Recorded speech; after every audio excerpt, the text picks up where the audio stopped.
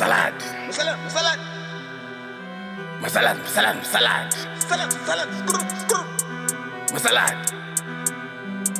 Baba mandepu kwa pisa. Todi baba. Uro yangu yarowa nenyota baba. Apa mvura haipo kana patepi shamari. Ma1. Kuri kupisa. Imwe yacho mvura yotorambira mudenga chemo. Ko baba handika pa okay apa. Tinobadoro baba zvingopera izvi. Nyota baba. Inyota yakaita seyo inoita kuti tiende kunoba chibhodhoro. Chibhodhoro chemariwo 6 American chete. Aiwa. Mudhara. Tatadzaka kwafota kutenga kwacho.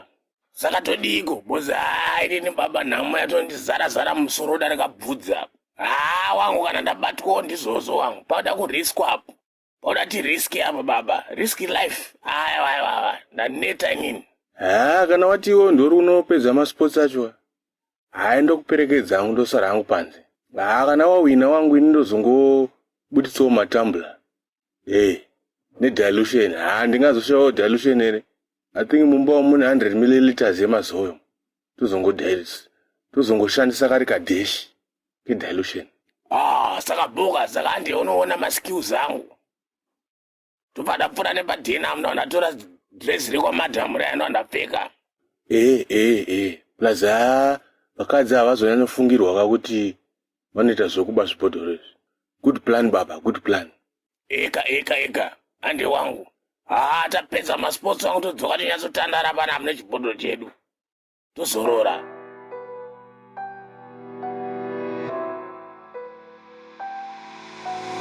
Baba mande pachkoro. Baba mande papiro. Baba mande pachkoro. Baba mande papiro. Naga birwa utsang naga chema mawe naga birwa utsang naga ruwa hoshi naga birwa utsang naga chema mawe naga birwa utsang naga ruwa hoshi naga birwa utsang naga chema mawe naga birwa utsang naga ruwa hoshi naga kazwa size naga birwa boys naga suskwa boys naga saje noise naga birwa boys naga kazwa size naga kando dice naga bundo ka mice naga birwa utsang naga chema mawe naga birwa utsang naga Iwe mchembere. Uri mbafaka. Bava. Yowe mandepfunda batwa kani yowe uya kani. Yowe nyota. Mr. Officer nyota. Yowe. Abatwa kawa. Paipa. Dedi godi. Pakuda simba rekutiza apa. Yowe mami. Baba Salad. Baba Mandevu. Tiri Masalad. Tungane marasta. Salad. Makutuka na pachenyu. Mavauro mechinyengu.